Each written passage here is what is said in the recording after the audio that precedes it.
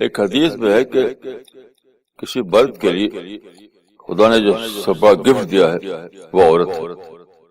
میں سمجھتا ہوں کہ بہت صحیح بات ہے، لیکن کوئی مرد اس گفٹ کو اویل نہیں کر پاتا. اس سب سے وجہ یہ ہے کہ زندگی میں بار بار ڈفرینس آتا ہے.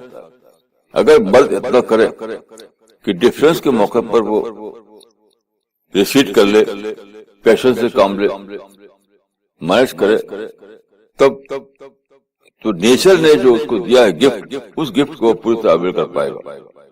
تو میں سمجھتا ہوں کہ زیادہ بڑی ذمہ داری اس معاملے میں مرد کی ہے کہ نیچر نے اس کو دیا ہے ایک گفٹ، اس کو اویل نہیں کر پاتا.